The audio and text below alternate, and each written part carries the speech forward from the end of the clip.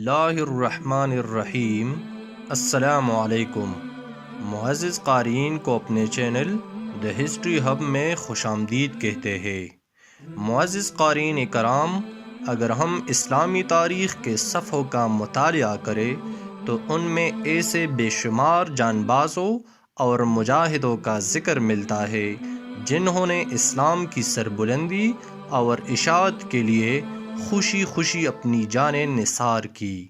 ان میں ایک نام ٹیپو سلطان شہید کا بھی ہے۔ ٹیپو سلطان نے سرنگا پٹم کے دروازوں پر دشمنوں سے لڑتے ہوئے جام شہادت نوش کی۔ شیر دکن سلطان ٹیپو کی عظمت ان اعلیٰ مقاصد کی وجہ سے ہے جن کی خاطر اس نے اپنی جان لڑا دی۔ سلطان کی شہادت ہماری تاریخ کا سب سے اہم اور عبرتناک حادثہ ہے۔ سلطان جیسے اور بہادروں کے کارناموں سے باخبر رہنے کے لیے ہمارے چینل دا ہسٹری ہب کو سبسکرائب کریں۔ ہم مرہٹے قابض تھے، کہیں لڑ کر اور کہیں ڈرا دھمکا کر ان کے تانے برخاست کرا دیے اور ہر جگہ اپنے قلہ دار اور اعمال مقرر کر دیے۔ اس مہم کو کامیابی کے ساتھ انجام دینے کے بعد خان بہادر کافی مالی غنیمت لیے ہوئے سرنگم پٹن واپس ہوئے۔ لیکن معزز قارئین، جب حیدر علی خان بہادر دارالسلطنت میں پہنچے تو یہ حالات کو پہلے سے زیادہ الجھا ہوا پایا۔ تمام ذمہ دار اپنی اپنی جمعیتوں کو لے کر، جن کی مجموعی تعداد 4000 ہوتی تھی، اپنی اپنی تنخواہوں کے مطالبے پر اڑے ہوئے تھے اور قلعے کے دروازوں اور دریچوں میں مورچے لگا کر بیٹھے ہوئے تھے اور آپس میں بات بات پر لڑ جھگڑ رہے تھے۔ فوج کے جتنے بڑے سردار تھے، سب کے سب راجہ اور دیوان کی ڈیریوں پر دھرنا دے کر بیٹھ گئے تھے اور ایک دوسرے کے ساتھ بحث و تکرار میں الجھ رہے تھے۔ قلعے میں نہ تو کسی کو داخل ہونے کی اجازت تھی اور نہ کوئی باہر جا سکتا تھا۔ سپہ سالار کو قدرتی طور پر لشکر کے اس رویے پر سخت پیش آیا اور اس سب کی گوشمالی کی تدبیر سوچنے لگے۔ اسی اثنا میں راجہ اور نندراج نے ایک سبزی فروش عورت کے ذریعے اپنے بے بسی اور بے وفا سرداروں کی زیادتی کا سارا احوال کہلوایا اور درخواست کی کہ وہ مداخلت کر کے اس معاملے کو یکسوئی فرمائے۔ حیدر علی خان نے تسلی آمیز جواب دیا اور اپنی خیرخواہی کا ان کو یقین دلایا۔ اس نامہ و پیام کے بعد دوسرے ہی دن خان بہادر نے ان جھگڑالو ذمہ داروں کے پاس یہ پیغام بھیجا: اس ریاست پر ہمارا بھی حق ہے، کیونکہ ہم کئی ایک ماہ سے بلا کسی تنخواہ اور معاوضے کی خدمت سرکار میں لگے ہوئے ہیں۔ اگر تم لوگ اجازت دو تو ان مطالبات میں تمہارے ساتھ شریک ہو کر اپنے معاملات کا بھی تصفیہ کروا لے، لیکن اس بات کا پوری طرح یقین کر لو کہ جب تک ان گدی نشینوں کے دیوان خانوں اور ان کے زنانہ محلات پر گولیوں کی بوچھاڑ نہ کی جائے اور دندناتی ہوئی توپوں کا دھواں ان کے مغرور دماغوں کو پرانگدہ نہ کر دے، اس وقت تک یہ سیدھے راستے پر نہیں آنے کے۔ اگر تم لوگ ہماری راہ نہ روکو تو ہم تمہارے ساتھ ہیں، ورنہ ہمارے سامنے بس ایک ہی راستہ رہ جاتا ہے کہ قلعے کے اطراف جتنے آباد محلے اور مالا مال بستیاں ہیں، ان کو گھیر کر اپنے واجبات وصول کر لے۔ ان محلوں اور بستیوں کا کیا ذکر، پورا میسور کا ملک اس وقت ہماری فوج کی زد میں ہے، جہاں سے بھی چاہے ہم اپنے مطالبات کی باجائی کر سکتے ہیں۔ معزز قارئین کرام، جمعیت داروں کو جب یہ پیغام ملا تو وہ ڈرے کہ کہیں قلعے کے باہر ان کے اپنے گھروں پر کوئی آفت نہ آئے، کیونکہ ان سب کے گھر بہادر پورہ میں عیدگاہ قدیم کے نزدیک اور خندق کے مغربی جانب محمد علی کمدہ کے محلے میں آباد تھے۔ سومار پیٹ میں بھی ان کی بڑی بڑی عمارتیں تھیں۔ مجبور ہو کر ان نے حیدر علی خان کو مختصر سی جمعیت کے ساتھ قلعے میں داخل ہونے کی اجازت دے دی۔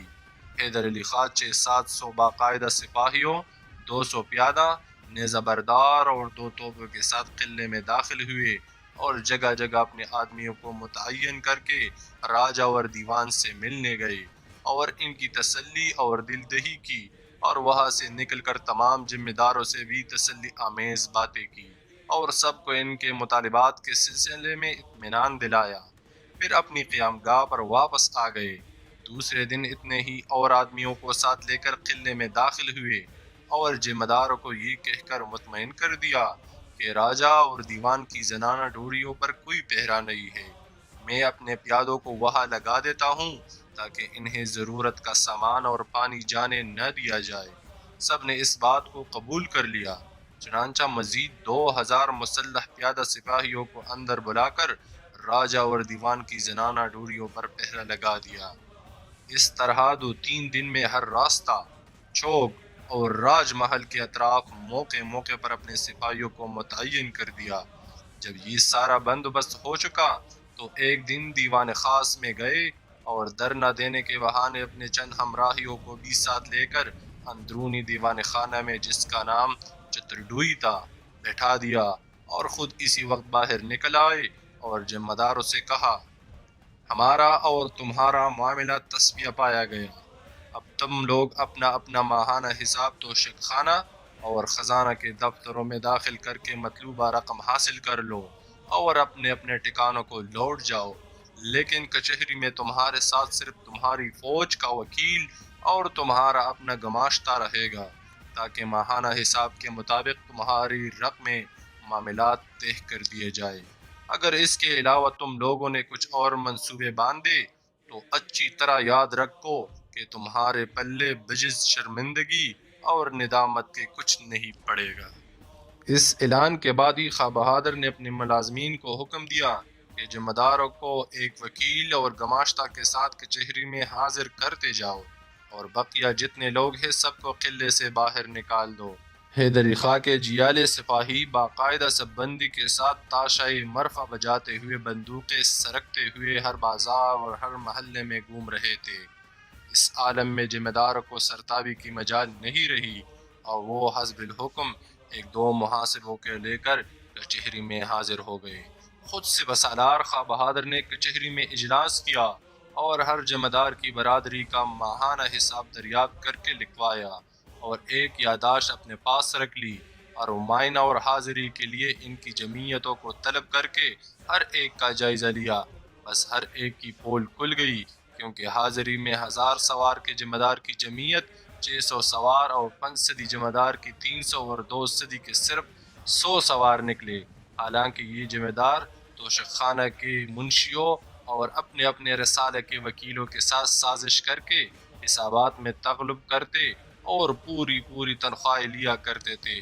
اس خیانت اور تغلب کے انکشاف پر خواہ بہادر نے توشک خانہ کے منشیوں کو خوب ڈانٹ پلائی اور ہر ذمہ دار اور اس کی جمعیت کی چہرہ نویسی لے کر اس ہنگامے تک غیر موجود سپاہیوں کی تنخواہیں ان کے حسابات میں سے وضع کرنے کا حکم دیا۔ نتیجہ یہ ہوا کہ دینے کے بجائے ذمہ داروں کی طرف سرکار کا کافی روپیہ فاضل نکل آیا۔